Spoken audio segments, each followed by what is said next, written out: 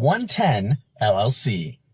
Okay, I've walked past all the suites. I've checked all the doors. The business 110 LLC, as far as I can tell, is not here. What is going on? So Turning Point is putting on their IRS form that they are sending $1.5 million to this parking lot. Well, I'm sitting here in the parking lot. The business is not here as far as I can tell. What is going on? I mean, maybe they didn't think that anyone was going to actually drive out here and check it out. But as far as I can tell, the business is not here. There is a whistleblower from TPUSA. Actually, there's several whistleblowers from TPUSA who've been coming out and making some videos. And I will say, in all fairness, you know, these are random people. Yes, they have proven that they worked at TPUSA, but they are random workers. Maybe they have some grievances that they are now airing out in some way by attacking TPUSA publicly. I don't know, but I will say this individual right here, who I'm about to show you, is discussing the fact that he put out a video. His name's Jake. He put out a video discussing the fact that he was involved in the TPUSA stock franchise, stock investment portfolio that I guess TPUSA had. He was talking about allegedly $5 million in the stock portfolio. And this was confirmed as a result of Candace Owens discussing the late tax forms that were submitted by TPUSA, which showed that millions of dollars were being funneled into very obscure, opaque sections of TPUSA, which had 0 employees, addresses that pulled up to the middle of nowhere in Arizona. Lots of weird things going on. Anyways, this Jake fellow did another video where he talked about how Mossad had infiltrated TPUSA. And I'm going to go out on a limb here and say, I don't think that this is a lie. I really don't. Why do I say that? Because for the entirety of Charlie Kirk's professional career, up until the last few months, he was explicitly pro-Israel. They would take people to Israel and their organization. If they reach a certain caliber of prominence, they say, hey, you want to go to Israel?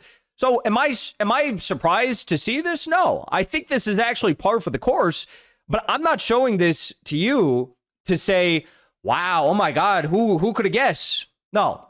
I'm showing this to you to simply illuminate how ever present the Israeli and Mossad, IDF presence was in the organization. Okay, take a listen. Joshua Peterson. I'm a former representative for Turning Point USA, and I have a story to tell about when I was at training at Turning Point. So the first couple nights went as you would expect. It's pretty long and strenuous work. We were being trained very vigorously, and after the first few days, we were told that we were going to have some group time. And the first thing that I thought about that was that's going to be awesome. We get a group bond and stuff like that. And I get to hang out with my leader. However, this was not the case. We were going to be going out with our former representatives that had shown up from previous years and had been at training in previous years. And they were going to be the ones that were going to show us around the city. So I get paired up with these 2 specific people who I cannot name currently, but they take us out, and the first thing that I found very odd about, this Christian conservative company is they rented 2 stripper vans to take us out to the city. No strippers, but it was like there were stripper poles inside the vans. Very odd, very unlike, their values, but okay. And then once we got down to the bars in Arizona, they started getting us drunk. The former reps were, and very drunk at that. And then they started singling out people, and they would pull them out one by one to go outside and smoke like a cigarette. Now, when it was finally my turn to go and talk to them, they approached me and they asked me, hey, what are your views on Israel? And I just told them, I think Israel's a good country. At the time, I thought so, at least. And they told me, okay, well, what do you think about, Mossad and, Israeli forces? And I was like, they're all right, yeah. And they were like, what if we told you we're part of, Israeli groups and forces? And I was like, oh, that's interesting. And I'm like, and you work for Turning Point, right? And they were like, yeah, we do. We've been working for Turning Point for the past 4 or 5 years now. Now, at the time, I did not know if the company knew of this. I did not know if they were infiltrating the company by any means, but they were Israeli agents within Turning Point USA. And Like, that seems as though it would be such a no-brainer to me. Idea that there would be Israeli agents within TPUSA and they would feel very comfortable to identify themselves as such to new recruits or people who are being elevated in the TPUSA ecosystem. That does not come as a surprise to me, but it just confirms, I guess, what a lot of us probably assumed, which was that this was an Israel first organization with Charlie Kirk at the helm. And when he began to question the things that he had for his entire career practically taken to be the truth about Israel, to be the truth about Netanyahu and the U.S.-Israel relationship, that he may run into some serious problems if he were to begin to not only question these things, but publicly counter-signal, publicly denounce, publicly fight against. Privately go to the president of the United States and tell him, do not fight Israel's war in Iran, do not strike Iran. Privately say, I don't care what the donors think. I don't care what these pro-Israel billionaire donors think. We're sticking to our guns. You can understand how someone like that, who is in a completely compromised organization, an organization objectively very important to Donald Trump's election victory, an organization objectively held in very high esteem and importance by the Prime Minister of Israel, Benjamin Netanyahu himself. You can understand. I knew that there were more as well, and there was many more of them in Turning Point. And it was a very concerning thing for me and a couple of the representatives that we noticed. And we did end up bringing it up to our administration at Turning Point that this was going on. And they said they would take care of it. And sure enough, nothing was done about it. There was absolutely zero retaliation towards those representatives that were a part of Israel. And there was nothing. And that was very disappointing to see, and honestly a huge red flag for a lot of us. Not surprising to me at all to hear that in any way, shape, or form. Really, it's not. I wanted to play that clip for you because, again, that is the same kid who came out and exposed the fact that there were allegedly millions of dollars in TPUSA donor money that were ending up in weird accounts, being used for weird things, allegedly for stock investments. Charlie Kirk allegedly did not know about this. And this was confirmed by the tax receipts that we have now, Candace Owens has uncovered and displayed and verified, I guess, the authenticity of.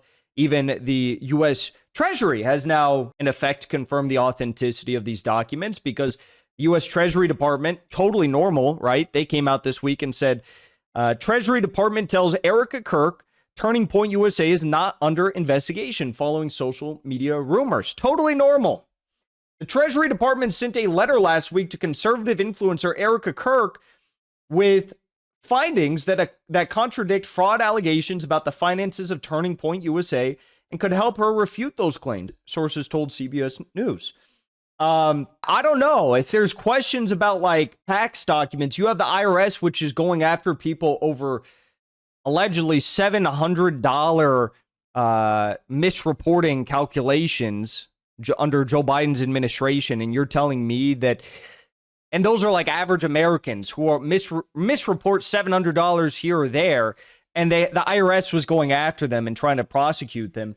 You're telling me that when it's being alleged that millions of dollars are ending up in unaccounted for accounts where no one's being paid, and this is a nonprofit organization. What is that? What is that? I don't know. But some guy went to the actual location where allegedly the millions of dollars are being funneled to a physical address, a business, and this is what he found. Take a listen.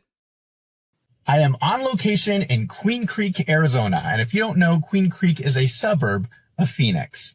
So I'm at the address that was listed on the 990 form, and this is strange. This is a strip mall.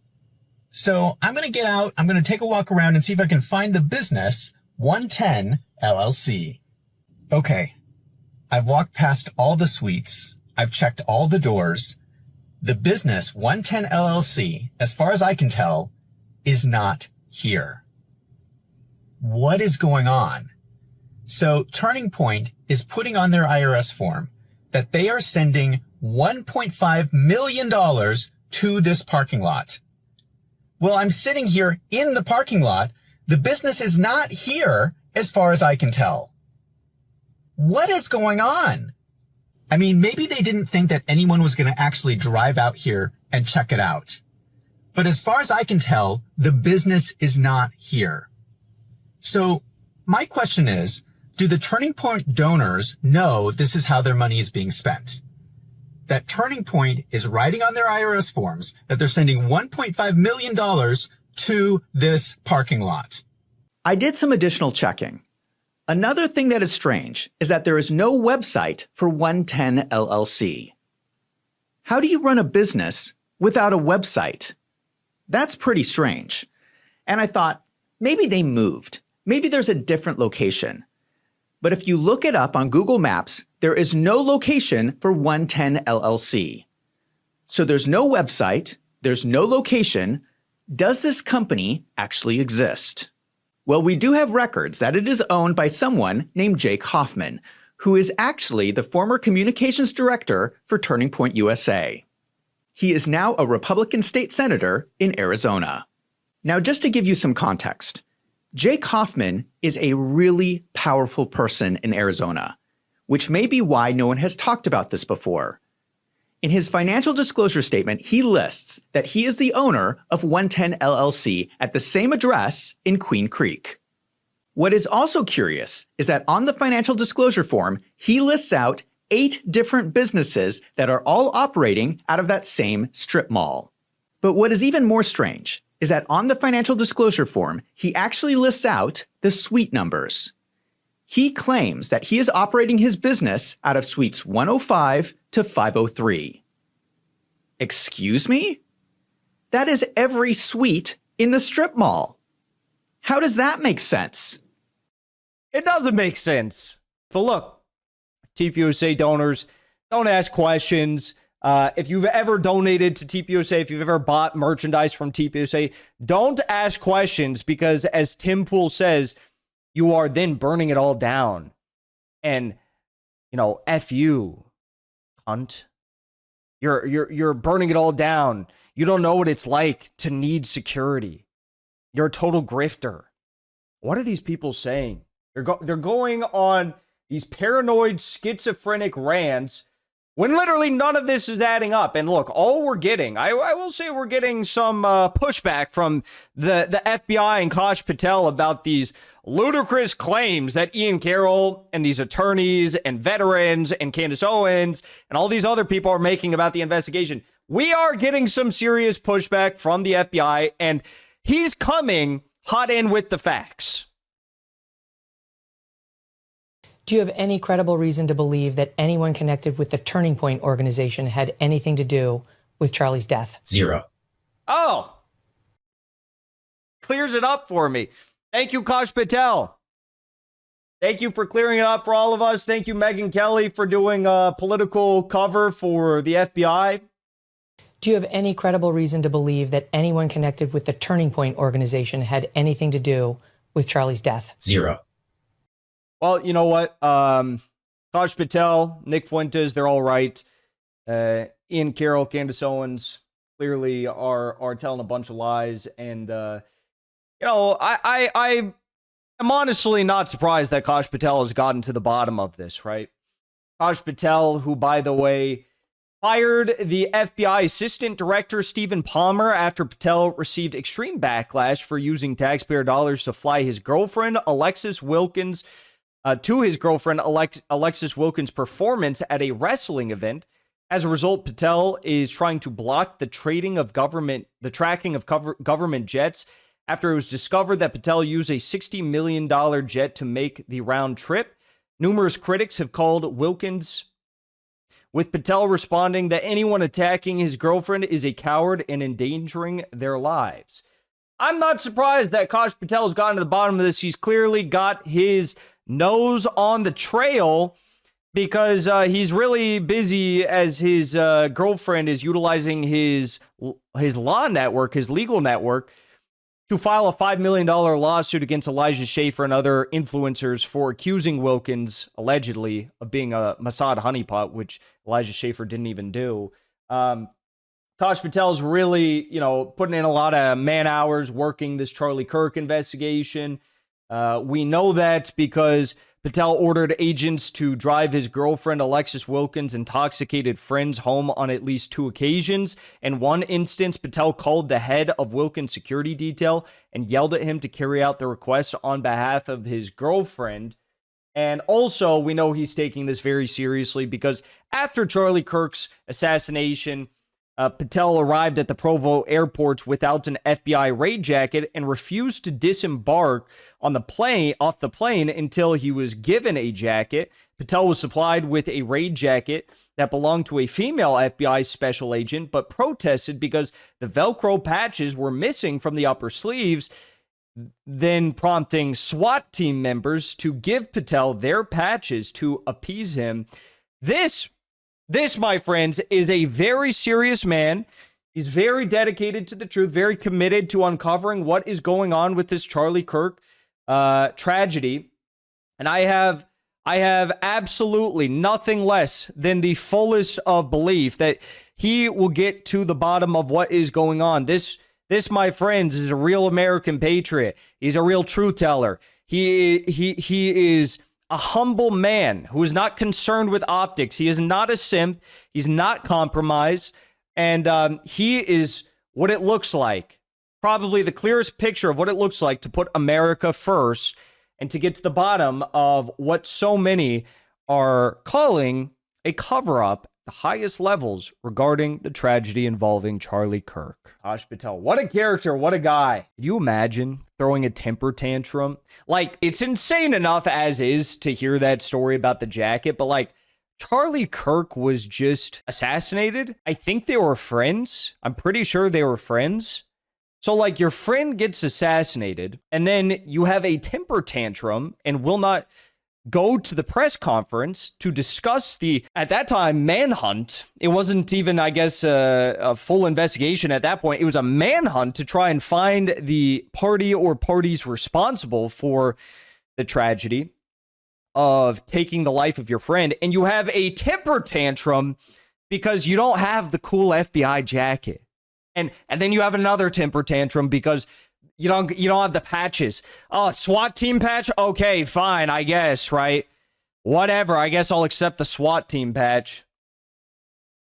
It's insane. Before you leave, I want to say thank you for the support, because after 2 years of being banned, we are finally back home on YouTube. So be sure to subscribe to our channel and also join as a member on our channel using the link at the top of the description. I rely on the generous support of viewers like yourself to get the truth out to as many people as possible. You can also support the show on Locals or Give Sin Go. The mainstream media and the powers that be are never going to stop attacking us for bringing the truth to as many people as we do. Thank you so much for your support.